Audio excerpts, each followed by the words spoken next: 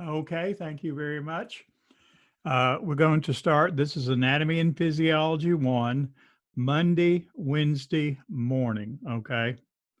And if you read the email policy, I'm teaching three classes, two Anatomy and Physiology 1 classes, one of which is in the morning and one of which is in the afternoon. So if you're in your subject line, you would put Monday, BSC 2085C, Monday, Wednesday morning. I would know which class you were in. So that would help me out a whole lot. We're going to do a course overview. We're going to start on chapter 1. We're going to take a break, and then we're going to do our lab, which is going over some anatomical terms. So we should be done, I would think, by 10:15. We won't be here the whole time today. We're going to look at the tabs here on the side. The first is the home tab. The home tab and the module tab are literally the same thing. Announcements you can see. This is a major way I communicate with you. You can see all the announcements I put up. You won't get this many announcements normally, but this is the start of class, so you get a lot of announcements to start with. The syllabus is here. Modules are here. This is the start of course documents. We'll go over these in particular. These are where a lot of the things you're going to need are going to be there for you to take care of the class. These are your assignments. When you get ready to upload the assignments, they'll be in here. Your first assignment will be the student contract and the lab module. Grades you know about. No grades yet. Discussion. You have Cyber Cafe here. This is a communication tool between you and your classmates if you want to use it. You don't have to. You can use any other apps you want to communicate with one another. But if you want to have a general discussion, say, hey, what did he say about this? What did he say about that? This is a good place to do that. Okay. This is a good place to do that in the Cyber Cafe. I do not go in there and answer questions. Questions come to me by way of email. If it's a general question that I feel like the whole class needs to know about, I will send out an announcement. Say somebody asked me a question that I didn't cover real good in class or didn't cover real good in my discussion.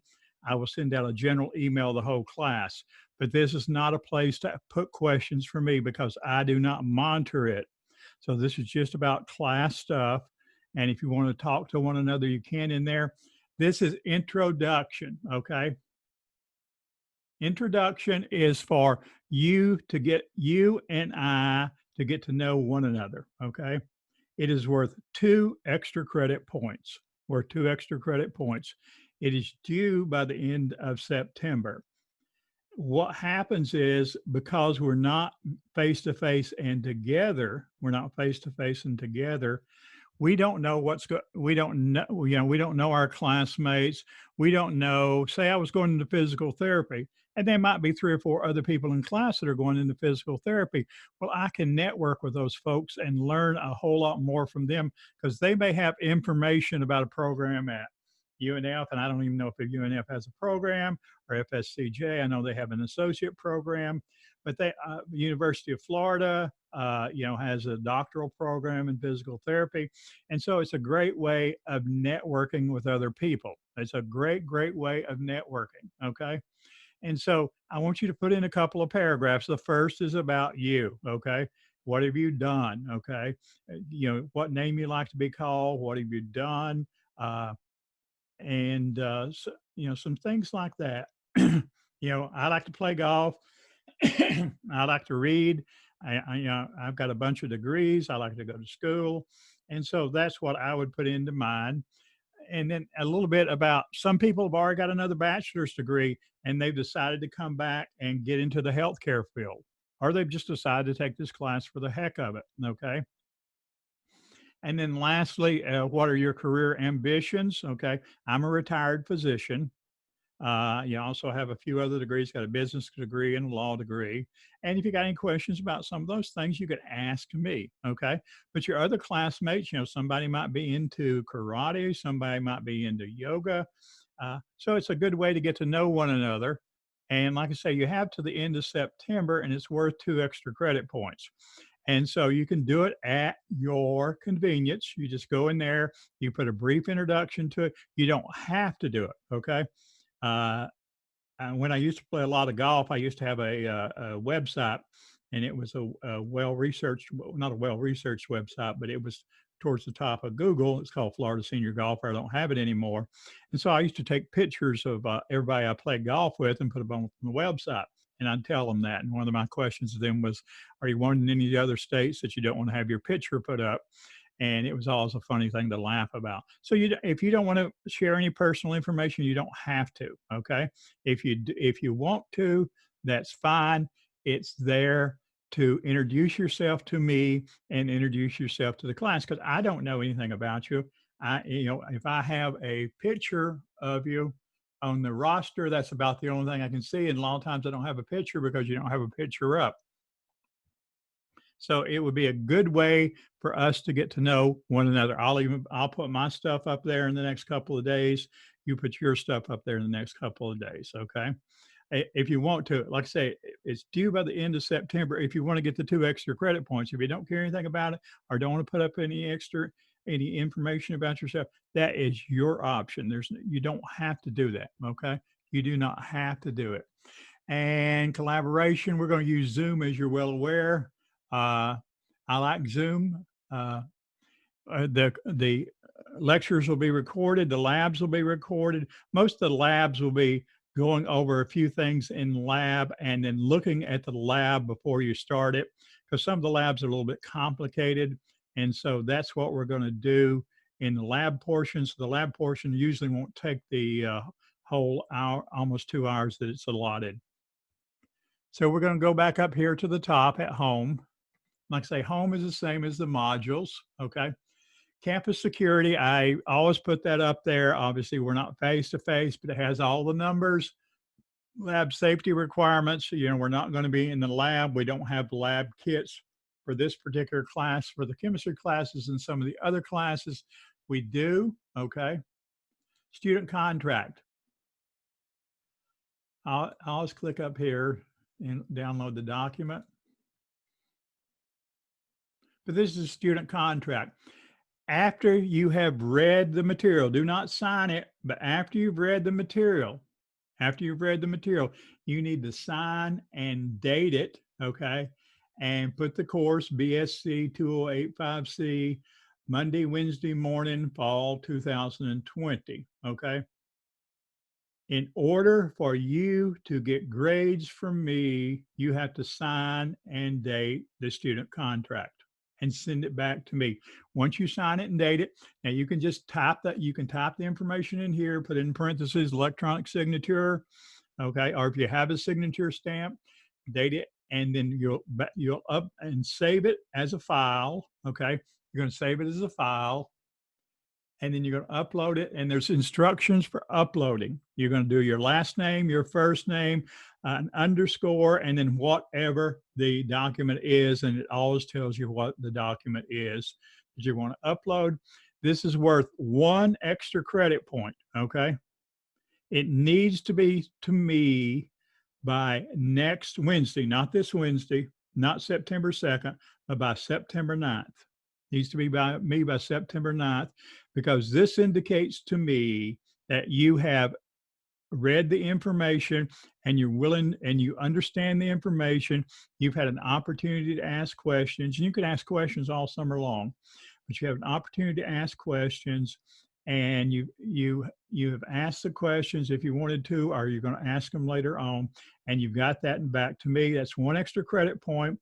Plus, next week, I have to put in who has participated in the course and who has not participated in the course. Now, I have a log. I have a log of everybody who's logged in to this Zoom conference.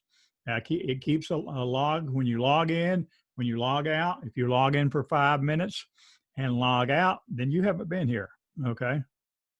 or if you log in the morning and when we take a break and come back and you don't participate in the lab, then you didn't go to the lab, okay? So understand that there's an activity log, not only on this, but on Canvas and on Pearson that tells me if you have participated. Because if you haven't participated, then you're going to be dropped for non-attendance, okay? And so you need to, I, I never had to do that. Okay. I've never had to do that, but I just want to emphasize the importance to you that you participate in class. And so this student contract, number one, is worth 1 extra credit point and is due a week from Wednesday, which would be September the 9th. Remember, next Monday, we don't have a class because that's Labor Day. So that's the student contract.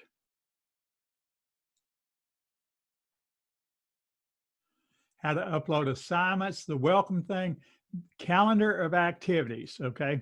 This is your guide here.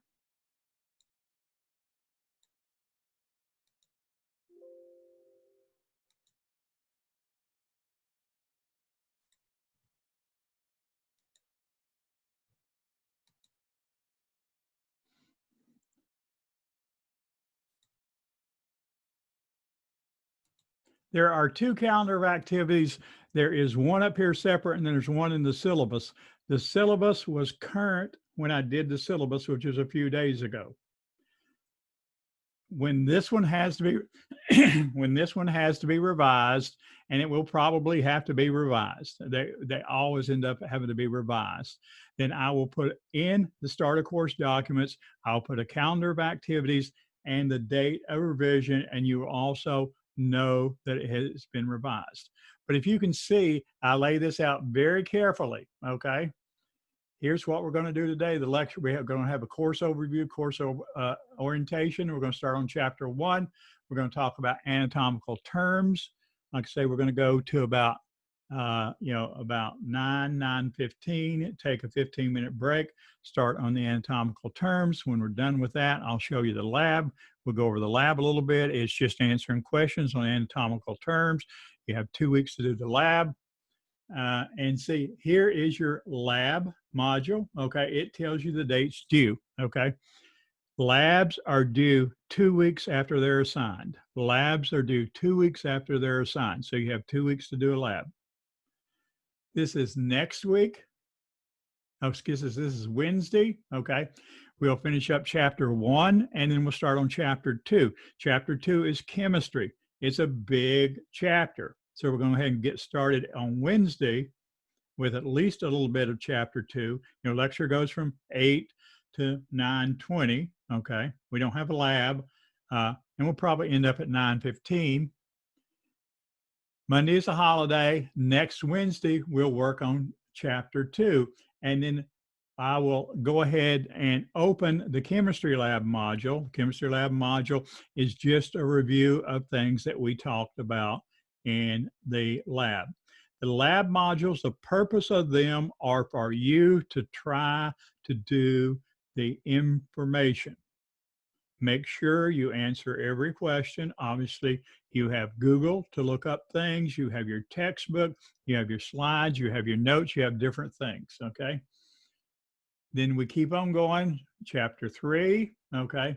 Cell activity lab module. This will be the first time we will go in and do a actual lab module out of Pearson, okay?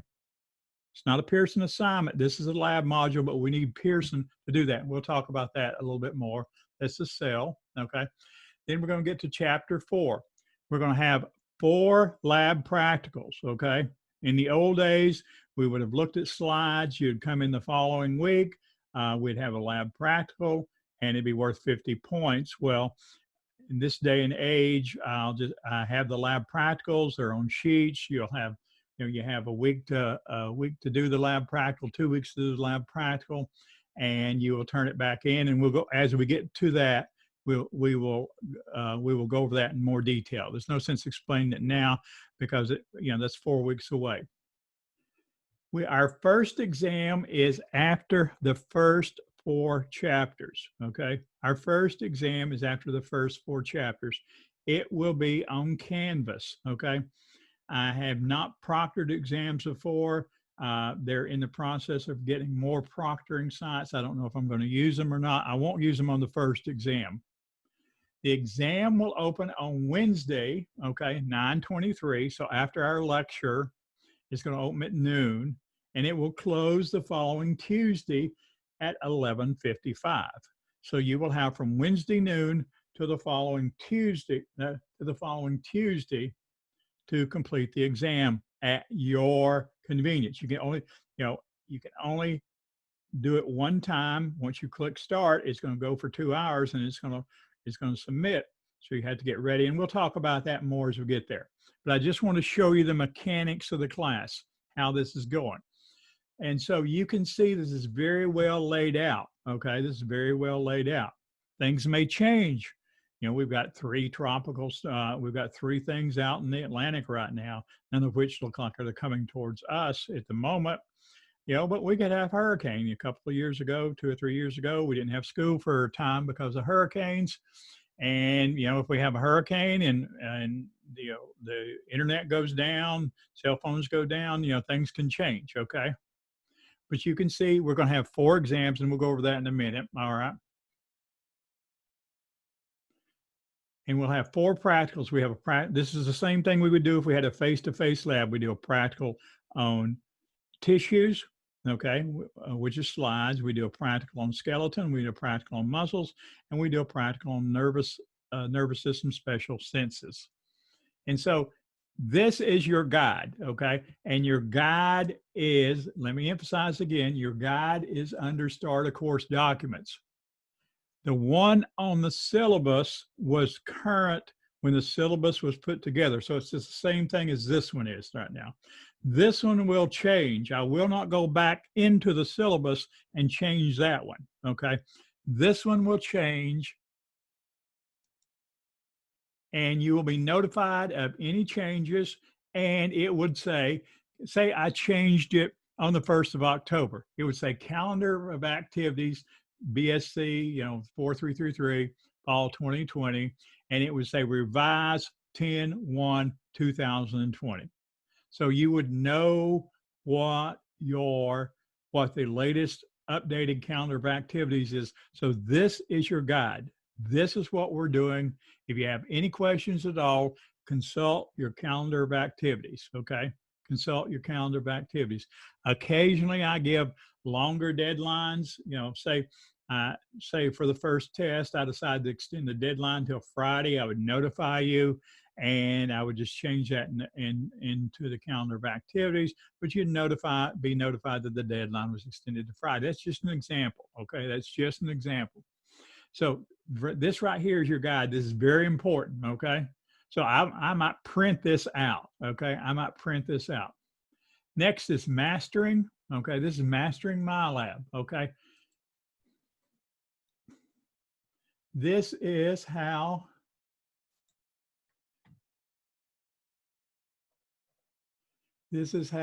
now I'm not going to follow the chat, so if you have questions, you have to come in. But this is how you log into Pearson, okay? Well, I'd like to say it is.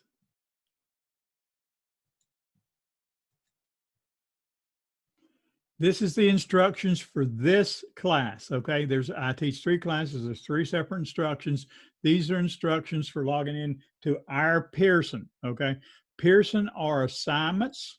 We'll go over that in a little bit, but Pearsons are assignments that you will do throughout the semester.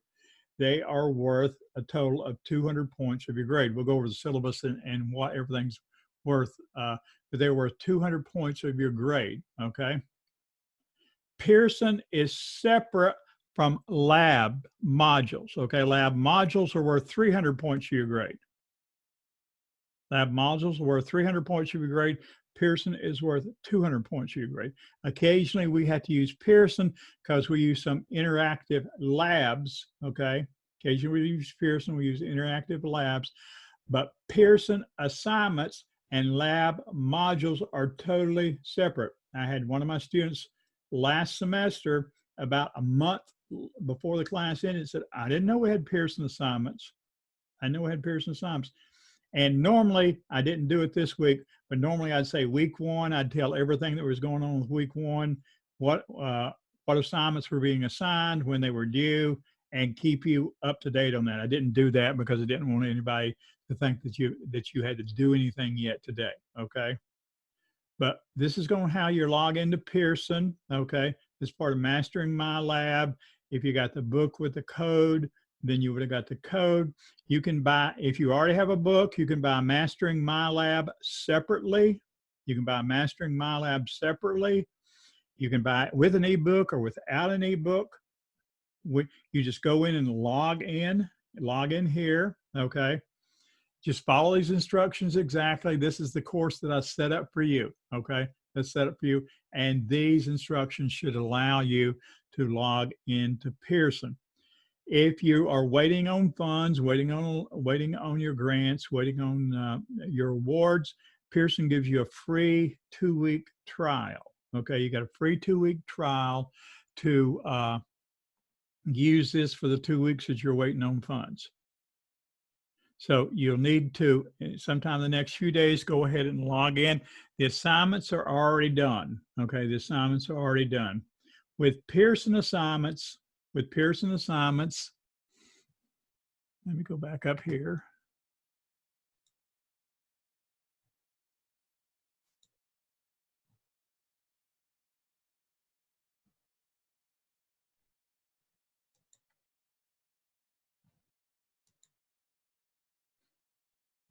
With Pearson assignments, I put them in a module, okay?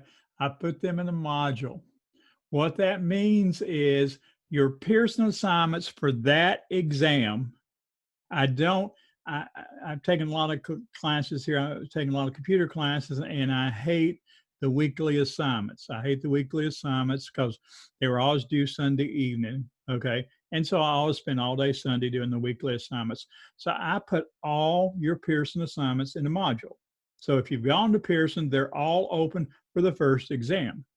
The good thing about that is if you're somebody who likes to work ahead, you can go ahead and work ahead, okay?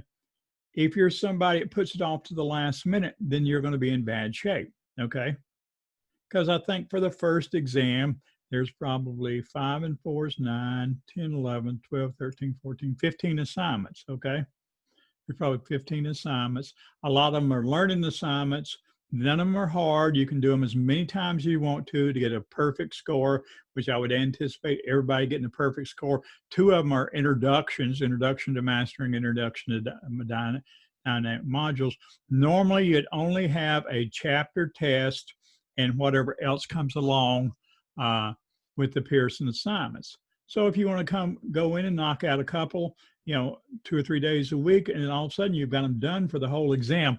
But if you'll notice on every chapter, chapters 1 through 4, they are all due, all the Pearson assignments are due on the date that the exam closes.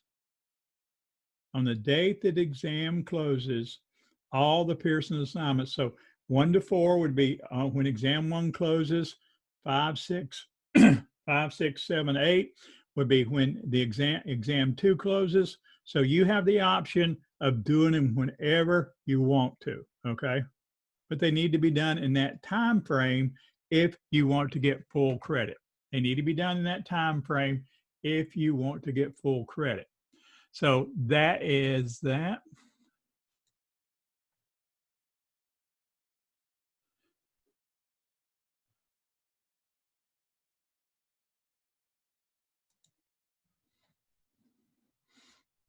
And then here's the syllabus. Here's the syllabus. We have the syllabus here. We'll go over the syllabus.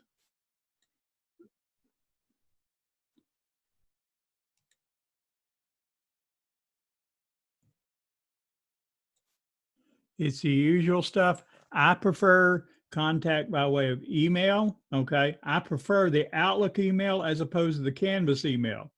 The Outlook email, it pops up on my Outlook. I usually answer them the same day or the next day, okay?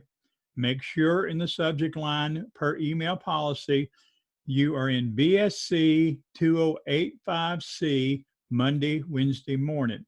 I have an afternoon class.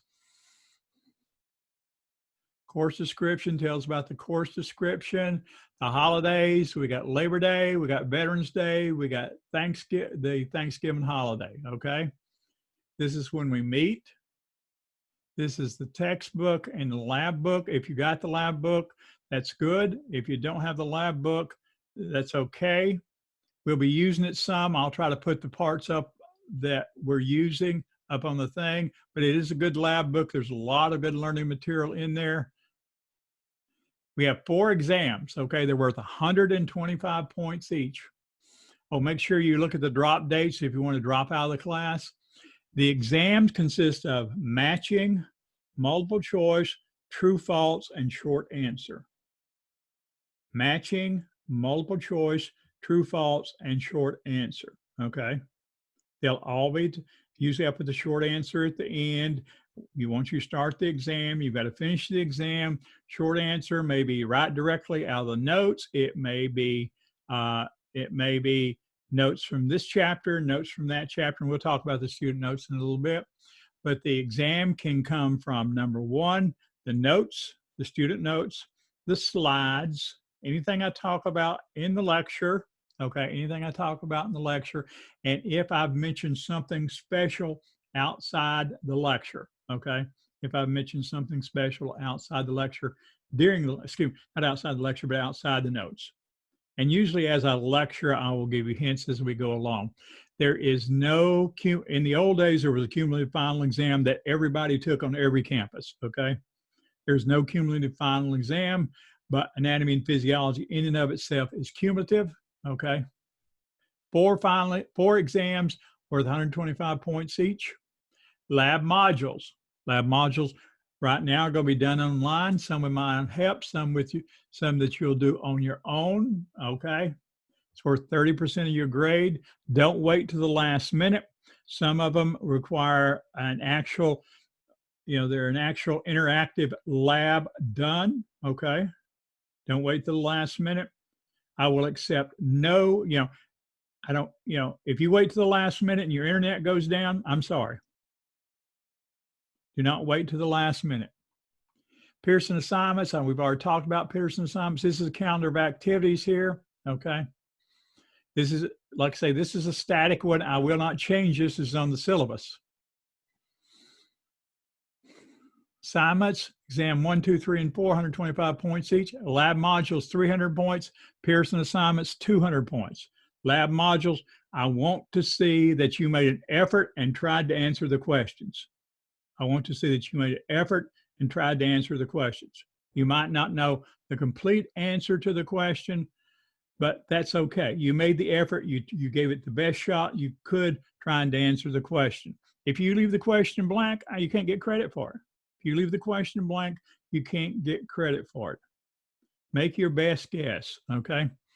Pearson assignments you can do and keep doing as long as they're open, okay? As long as they're open, and you can keep doing them until you get perfect score. That's when I was taking one of the computer classes, one of the professors did that. You could take it, you could take it 10 times, 20 times, however many times you wanted to take it, okay?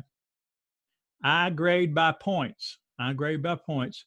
When we add everything up, if you got between 900 and 1,000, okay, and I usually have people, because I give extra credit, that have more than 1,000 points or close to more than 1,000 points, you get an A. If you got 800 to 899, you get a B.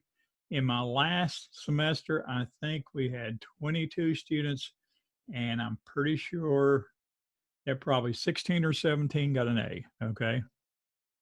There is ample opportunity for you to get an A here. You just have to do the work. There's a lot of work. This is a hard class. It's easier for you because you do it online, okay? It's easier for you because you do it online. But it is a hard class. It is a lot of work, okay? So this is the grading scale. You will fail the class if you miss 5 live lectures for any reason. If you're in the hospital, you got a kid sick, they called you into work, okay? They switch your work schedule, I understand. You miss 5 live labs for any reason. You miss 2 exams for any reason. You can miss 1 exam if you notify me in advance, and I'll let you make it up. You might not want to make it up because it's going to be written. It's going to be all written questions. You'd much prefer to do multiple choice matching, true, false, and some short answer, okay? But if you have to miss exam, you have to miss exam. Do not miss 2 exams. You failed to complete 50% of the laboratory modules, you're going to fail anyway. That's 150 points. And you failed to complete 50% of your Pearson assignments. You failed to check into Canvas at least once a week during the semester. You'll fail the course if you don't stay active in the course. I can tell the last time that you were on Canvas and what you worked on. You have an activity log. When you log into Canvas, I know when you were there. I know what you worked on. I know when you were on Pearson, what you worked on, what the last assignment you completed was. There's an activity log, okay? It's not a spying thing. It's just try to keep up with you. So if I send you an email and say, hey, I see that you're not working, what's going on? Just, tell me what's going on. I try my best to make sure that everyone gets an A or B in here, okay? That should be your goal, to get an A or B, because if you're in the healthcare industry, you want to be able to get into your program and graduate from your program. And if you want to get into the state school programs, they're very competitive, okay? Because the tuition is so much lower than a private school. The nursing school tuition here at FSCJ is way lower than going to one of the private colleges and paying for tuition there, okay? And so they're very, very, very competitive. So you need an A or B in this class. So you need to make that your goal to get an A or B. And I will help you in any way possible. I won't give you a grade, but I'll help you in any way possible to get you there. Incomplete, okay? To get incomplete, you have to have completed 75% of your work and be passing, okay? So it's not an automatic thing. You have to complete 75% of your work and be passing in that work. So if you're somebody that didn't do anything and want to get an incomplete and finish it next semester, it's not going to happen. Repeating the course, you'd prefer not to repeat the course because you've already paid for it or going to pay for it. Late work, you can miss 1 exam. Lab modules turned in late. If you want to turn them in late, that's fine. They're due at 11:55. You have a grace period to 11:59. If you turn it in at 12:05, it's 10% off if you've done it completely and would normally get a full score. So if you want to wait to the end of the semester and do all of your lab modules, you can do that. It won't make me happy because like the practicals I had to hand grade, okay? So that won't make me happy. But if you want to do that, that's fine. But you understand that you're going to get a 10% deduction. And so, yeah, if one time you get bogged down and you had to turn it in late, turn it in late. Okay. If it's worth 20 points, you're going to get 18 instead of 20. But if you turn them in all late, okay, you can get 270 instead of 300. And if you've got a little bit lower scores on your exams, that's not going to do good. Okay. So you can turn them in anytime you want to. My preference to you, because I had to hand grade them, you have to go through and make sure they're complete and then assign you the grade. So if they're complete, you've answered every question, you made your best effort.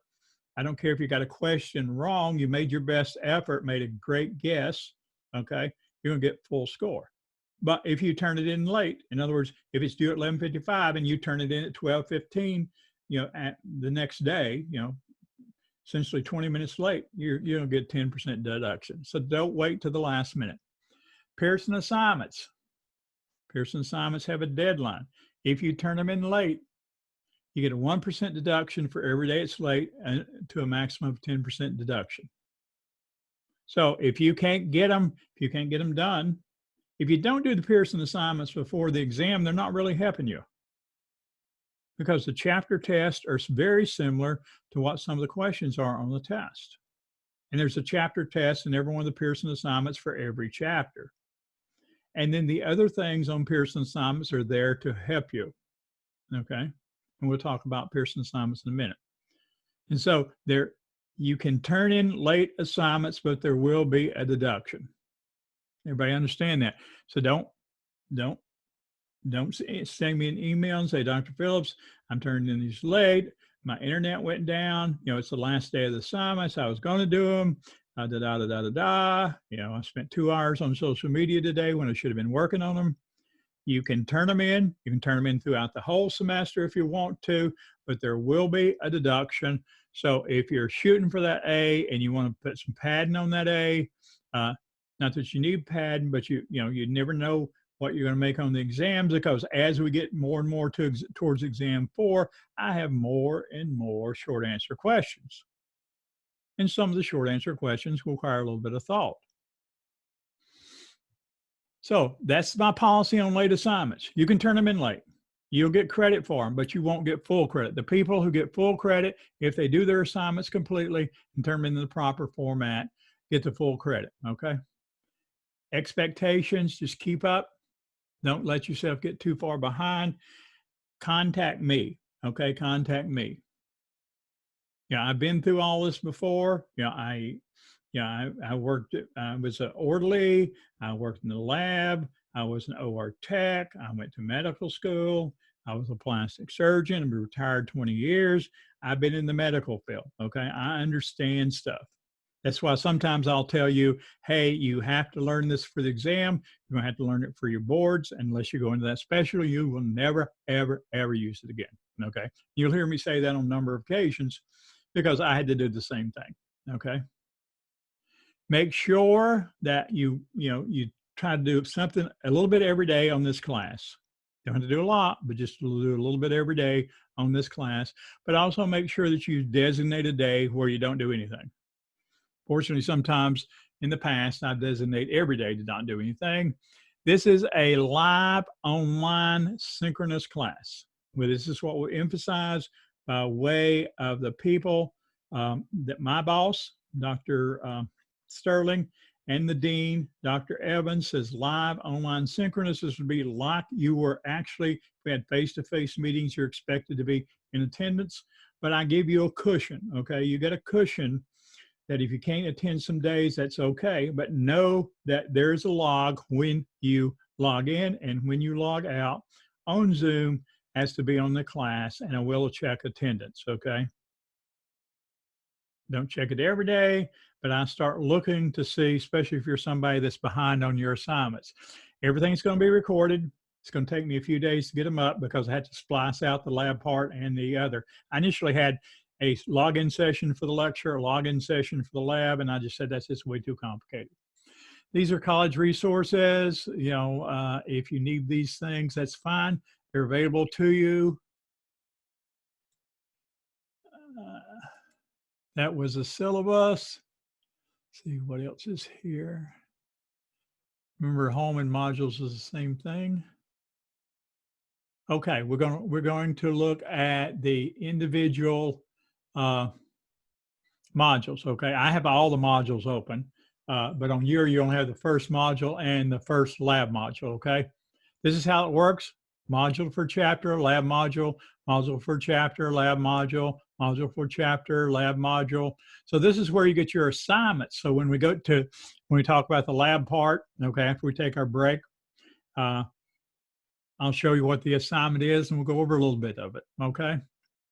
But this will be, you will download this, you will do it, and then you'll upload it over on assignments. That's where you upload all the stuff. But here you will have lecture notes. Dr. Oler is head of anatomy and physiology. She's on the South Campus, and this is the note she came up with. And what these notes were originally for her lecture. She'd pass them out lecture, okay? And you would fill them in as you followed her along at lecture. I use these and the slides to primarily for 90% of the exam. Use these and the slides primarily for 90% of the exam, okay? And so those are the lecture notes. So if you ask me what you need to study, right there's what you need to study. There's one of those sets for every chapter for lecture notes, okay? Every chapter has lecture notes like that. And it'll say Dr. Oler's lecture notes, okay? And then there's the PowerPoint slides. This is the recorded lecture for last semester. Okay, it's a little rough. All right, that's the first one I did on Zoom. Okay, it was my first Zoom lecture. It's a little bit rough, but I've left them all. Okay, yeah, I will also put the recorded lecture, and what I say recorded lecture. This is the old days when these were put up on Zoom. Now they're put up on YouTube, and I give you the link to YouTube. Not you, yeah, YouTube. I have a YouTube channel. It's Florida Computer Nerd, but you'll have the link to every one of them. Okay, this was when I first was linking them up on Zoom, and it ran out. It turns out you run out of storage space in a hurry. Okay, and these are the Pearson slides, the standard Pearson slides. Okay, I will use this B part today when we do the anatomical terms. All right, but these are the standard Pearson slides. So you'll need to interact with that. These are your PowerPoints. So if you miss a lecture, you can watch the lecture, okay? But you also can interact with this. And then here are these, okay? This is when we do the anatomy and physiology part. We will go over the slides and I'll show you the lab here. And like I say, it's set up for every chapter. We don't have labs for every chapter, okay? We don't have labs for every chapter. But this is what your assignments are going to be. You're going to have 4 exams. This is your lab module here. This is your student contract. You have lab module for chemistry. This is the first time you're going to use Pearson here. This is going to be your lab practical, for tissues, lab practical for skeleton. You're going to do a lab module for the skeletal system, probably talking about the physiology. A lab module for the nervous system, talking about the physiology. Lab practical for muscles, lab practical for nerves. Course evaluation is going to be 5 points of extra credit at the end. And then this is just your Pearson assignments. And this is where you will go. Say you did your student contract, you will go here. Click on student contract, okay? And it's going to tell you everything you need to know about the student contract and how to, and what to call it, you know, put the file, you know, last name, first name. I'm a Big Bang Theory fan, so I'll write Cooper Sheldon, and then it would be hyphen, and then go to assignments, and you click it to upload it. Okay, and so that's how you would do that. Let's go back here to modules, and we'll go through those. Okay, it's not a problem. We'll go through those. So we're going to start on the PowerPoints here for Chapter 1.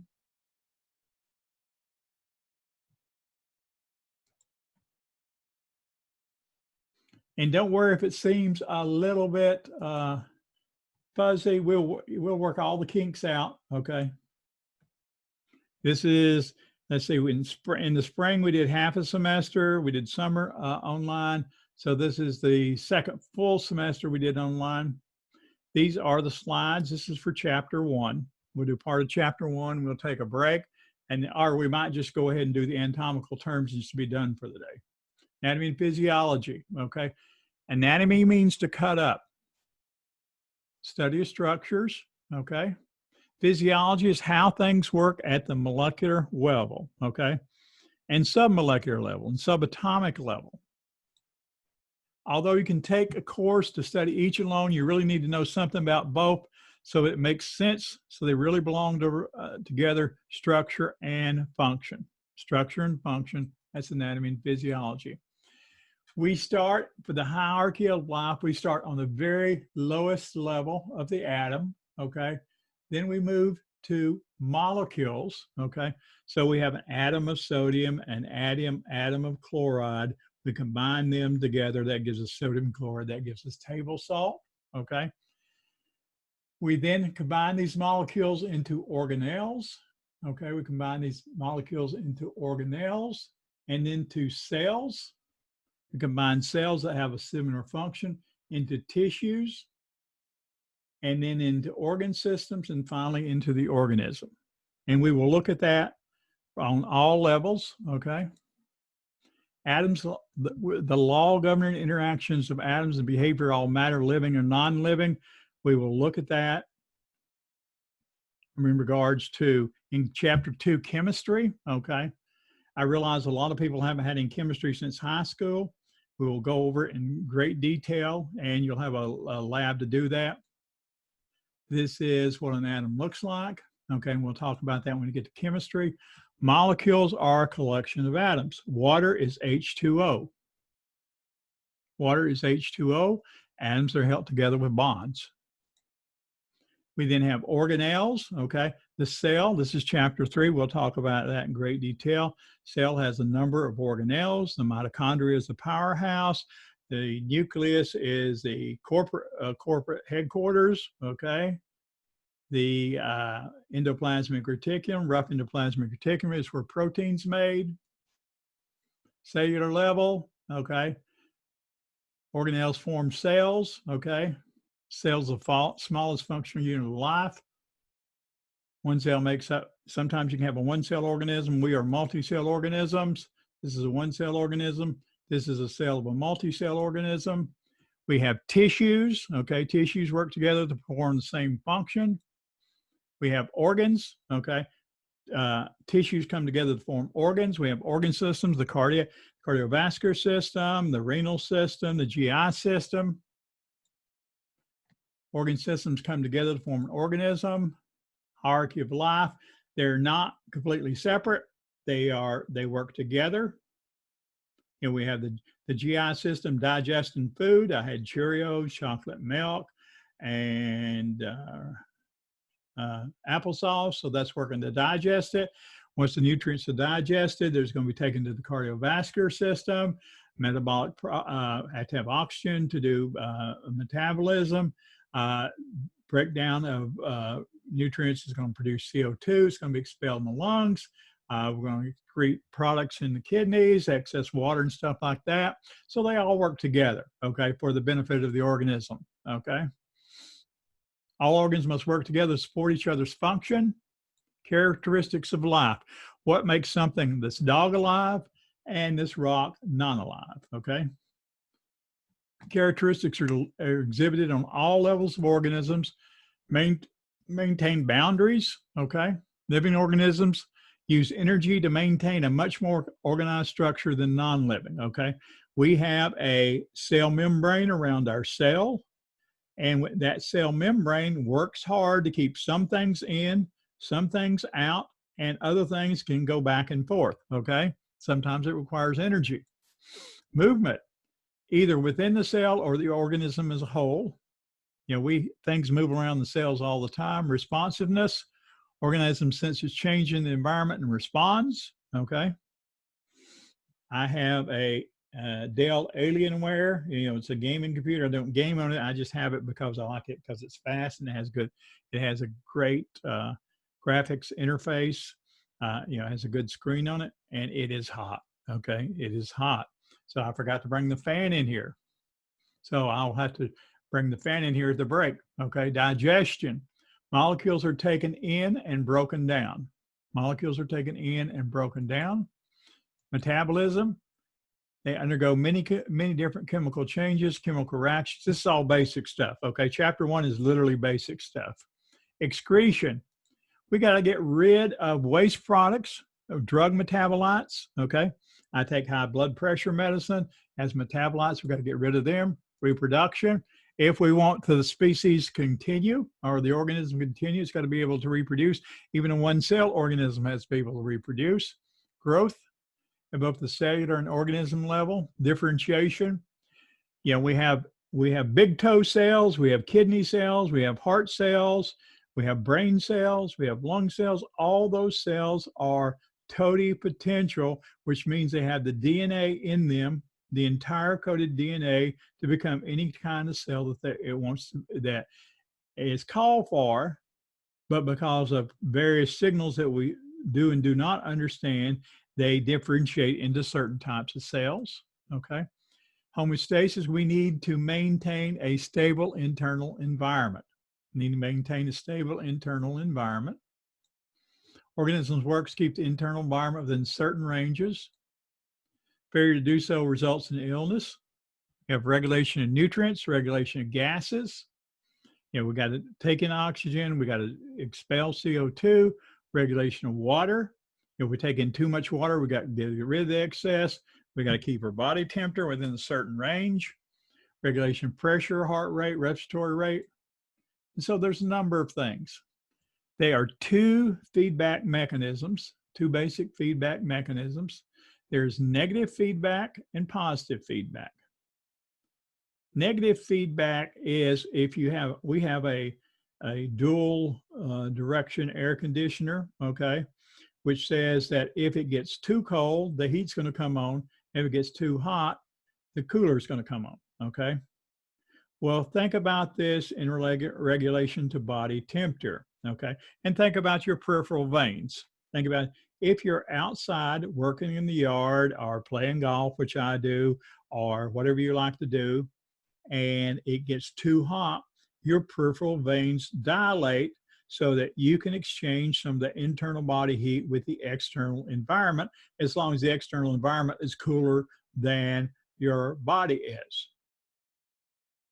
If your body gets too cold, then those veins constrict in order to preserve that internal temperature. So that is the negative feedback. We can also look at that in relationship to glucose levels, okay? If the glucose goes too high, insulin is secreted to bring the glucose down. So insulin is not secreted to keep the glucose going high, it's secreted to bring it down. If the glucose goes too low, we have glucagon. Glucagon is secreted to make the glucose go up. It mobilizes glucose in your body. So that's negative feedback. Body has a set point, and any deviation from this point will cause the system to adjust up and down like a thermostat. Positive feedback is different, okay? Blood clotting. Once you get a cut, blood clotting is going to start and keep going, keep going, keep going, keep going until the clot's clotted, okay? Same way with oxytocin, that causes the uterus to contract. Once you get into labor, the body's going to continue to secrete oxytocin. And that is the end of that chapter, okay? Let's look at a few other things here. This, we didn't get in, there wasn't that much into that chapter.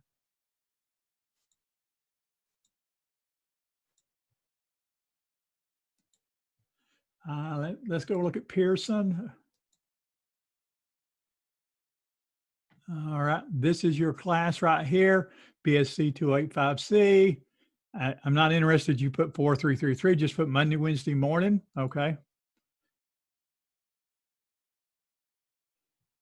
I'm going to show you what assignments you have for this first module, okay? This is the grade book. You have chapter 1 test, chapter 2 test. You have dynamic study modules for chapter 2 and chapter 3. I won't always give them to you, okay? The dynamic study modules, this is what dynamic study module is. Say there's 25 questions. It will give you 6 questions. You will put an answer there. You'll say, I don't know. I sort of know, but I'm guessing, or I know it for a fact. Of those 6 questions, the ones that you didn't know or were guessing, and if you got them right or wrong, it will go back, give you information to read, and give you those questions again. For the ones you got right and knew that you got them right, you're done with those questions, okay? And so it will work with those 6 questions and then give you 6 more. It might be 7 more, okay? And so what you will do, you'll go through this whole dynamic study module. And so you just keep working with it. And so the questions you got right, you won't go back to, okay? The questions you got right that you said you know, you won't go back to. So say you got 3 right and 3 you either didn't know or guessed right but weren't sure, they'll give you information to read about those 3 and you'll do them again, okay? And so you'll just keep doing them until you get all the questions right, okay? And so if you go through and you knew every question and you were right, then it wouldn't take very long. So I will only give you the ones that have fairly complicated stuff. Like it may have been high school since you had chemistry and cell biology. And so I'm going to give you chapter 2 and chapter 3. I didn't give you chapter 1. Chapter 1 is very easy. Didn't give you chapter 1. Give you chapter 2 and chapter 3. So you have a chapter test on chapter 1, chapter test on chapter 2, chapter test on chapter 3.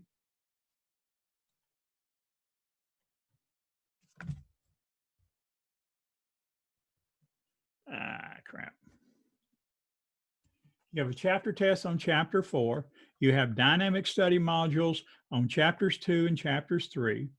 I believe there's 4 on chapter 3, which is the chemistry chapter, and 5 on chapter 3, which is the cell biology chapter. And then you have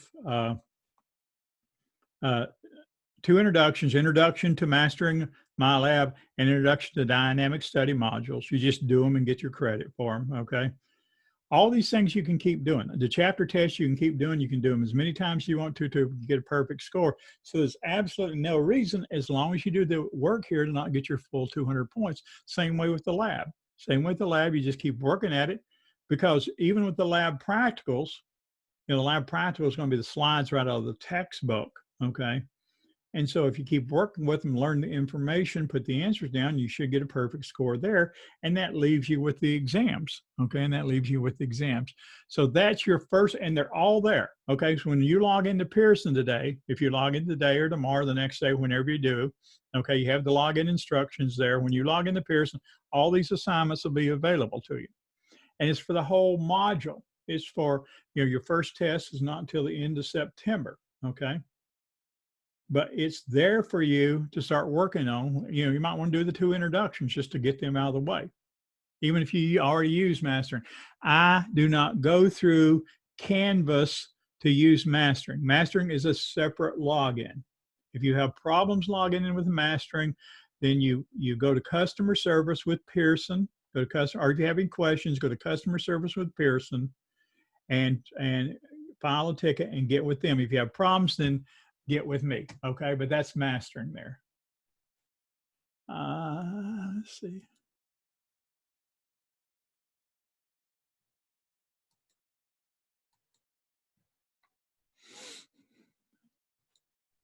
Well, I'm just going to go ahead and start on the anatomical terms here. These are anatomical terms here. This is the B part of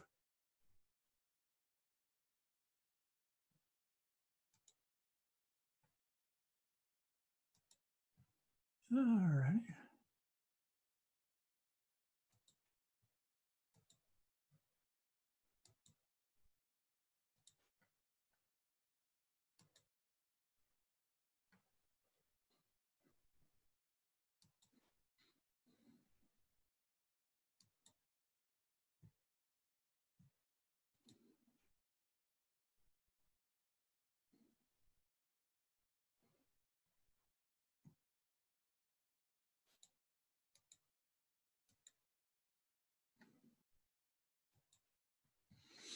All right.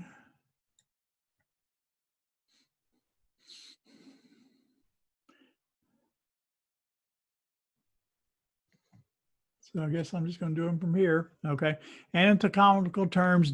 We have a language of anatomy. Okay. We have a language of anatomy. You know, how we talk about the anatomical position. Back to your first question on your lab module is anatomical position: body erect, feet slightly apart, palms facing forward with the thumbs pointing away from the body. Normally when we stand, our palms face towards the body, but that's not the anatomical position, okay? That's the anatomical position. So that's actually the first answer to the first question. Direction is always based on the standard anatomical position. All mammals don't have the same anatomical position. If you stand upright, you do. If you walk on all 4, you don't, okay? This is some of the anatomical positions here. This is superior or cranial. This is inferior or caudal. This is anterior. This is posterior, okay? This is medial towards the midline. This is lateral away from the midline. This is intermediate, okay? You never, that would be halfway, part of the way between medial and lateral. So medial is towards the midline, okay? The heart is medial to the lungs. The lungs are lateral to the heart. Orientation and direction. Proximal is closer to the start of is a general rule the joint, okay? So the arm is proximal to the forearm. The forearm is distal to the arm, to the brachium. So distal is away, superficial and deep goes without explanation. Axial applies to the head, neck, and trunk. We have an axial and appendicular skeleton we'll study. These are regions of the body. You can read over them. These are body planes. You'll need to know these body planes. Sagittal cuts the body in right half and the left half. Frontal or coronal cuts the body in front and back. Transverse is a slice through the transverse section. Divides body vertically in right and left half. You can have complete total sagittal, center sagittal, or mid sagittal, off the center, perisagittal, cut off center. Frontal divides body anterior, posterior. Horizontal plane is transverse. You can have oblique. So this is a sagittal section. This is a frontal section. This is a transverse section. And so these are obviously recreated because, you know, when you have an MRI, it does transverse slices, but it can recreate all of these pictures here. This is a transverse section. Obviously, this is how you would have an MRI. These are body cavities, dorsal and ventral body cavities. We have dorsal body cavities, the cranial cavity and the vertebral cavity. These are the cranial cavity and the vertebral cavity. We have anterior cavities. We have thoracic cavity and abdominal perineal. The thoracic cavity is divided into the pericardial cavity, the pleural cavity, and the superior mediastinal cavity. The abdominal perineal is divided into the abdominal and the pelvic cavity. We have the two pleural cavities for the lungs. We have the mediastinum, which contains the mediastinal structures, which is primarily the great vessels, and the heart, the pericardial cavity. We have the abdominal cavity and the pelvic cavity. These are what's contained within them. We can have different problems. You can have hernias where there's a looseness in the diaphragm where the stomach can herniate up, okay? We have membranes that line all these cavities. The membrane that lines the outermost part of the cavity is called parietal.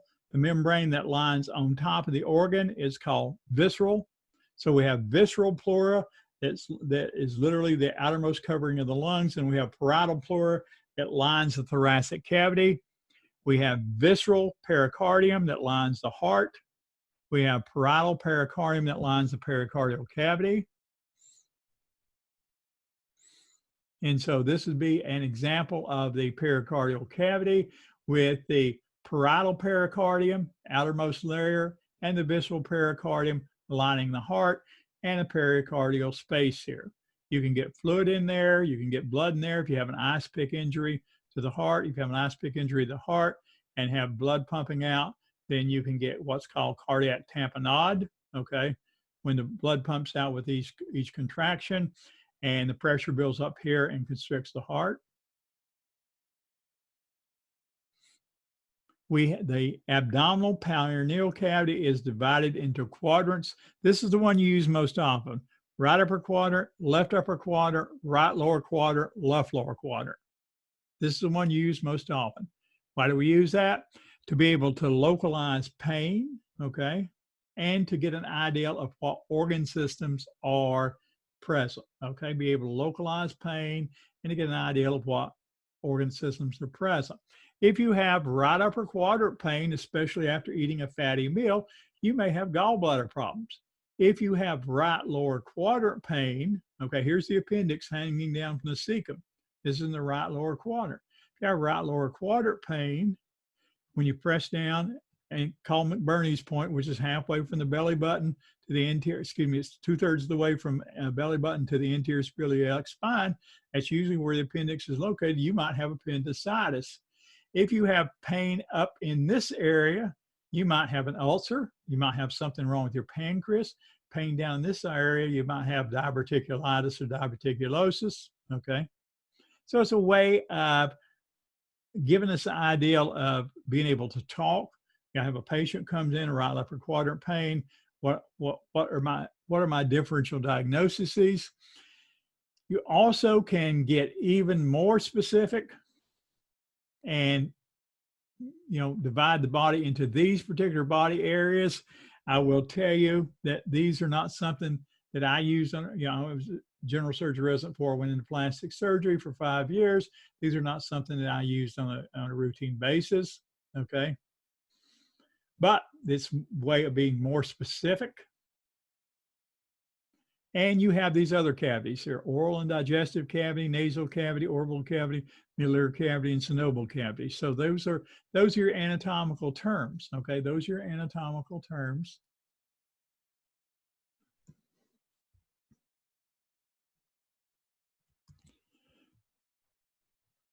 So let's look under modules here.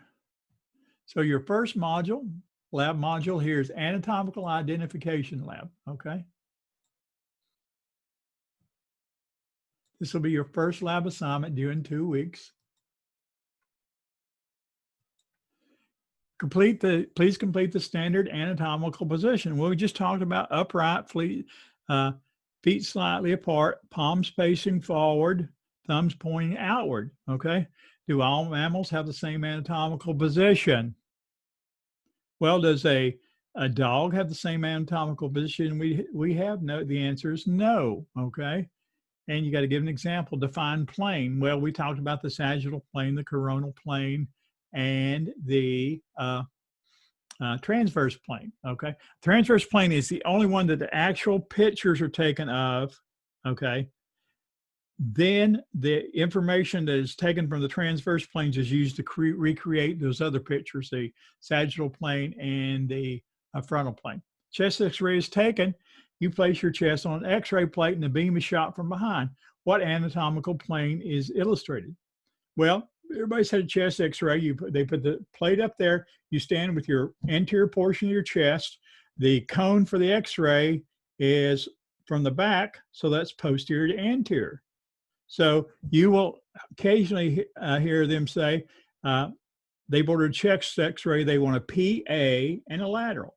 Well, PA is posterior anterior. That's your standard chest x-ray. And then they'll want a lateral with either your right side or your left side against the x-ray plate. Traditional CT scan, series of serial cuts. What anatomical plane does that illustrate? Well, we should all know that. Name the muscles that divide the ventral body cavities, okay? The ventral body cavities are the thoracic cavity and the abdominal perineal cavity. Well, there's a muscle between the thoracic and the abdominal perineal cavity. And you just need to know what the name of that muscle is. Here is a place where you're going to use anterior, inferior, posterior. Thoracic cavity is blank to the abdominal perineal cavity. Well, thoracic cavity is above, okay? But we don't say above, we say superior or cranial. The trachea is blank to the vertebral column. Well, it either can be anterior or posterior, or we also call that dorsal and ventral. Posterior is also called dorsal. Remember the dorsal fin on the fish, okay? Posterior is also called dorsal. Anterior is also called ventral, okay? And so that would probably anterior. The wrist is blank to the hand, okay? Well, if we start at the arm, we got the brachium, okay, or that's where the biceps is. We got antecubital fossa where they draw blood. We got the forearm, we got the wrist, and we got the hand. So the hand is distal, okay, to the wrist, okay, or the wrist is proximal to the hand, okay. If an incision cuts the heart into right and left parts, what kind of plane is that? That's a sagittal plane. So you just got to fill these out, okay? What serous membranes are formed in the thoracic cavity? Well, we've got the pleural cavity and we got the pericardial cavity, and we talked about visceral and parietal membranes, so that we know that what those are. What body cavity provides the least protection of the internal organs? Well, the thoracic cavity's got ribs around it, okay? The abdominal peritoneal cavity doesn't have as much protection. Person has appendicitis. What quadrant is that located into, and where would the pain be referred to on the surface of the body? Well, we talked about that. I showed you where the appendix was, and that's your first anatomical assignment. And so you would just download this. You would just fill these in. This is a Word document. You just fill those in. Okay. Save the assignment, upload it to assignments, and you're done. Okay. So that wasn't very hard. So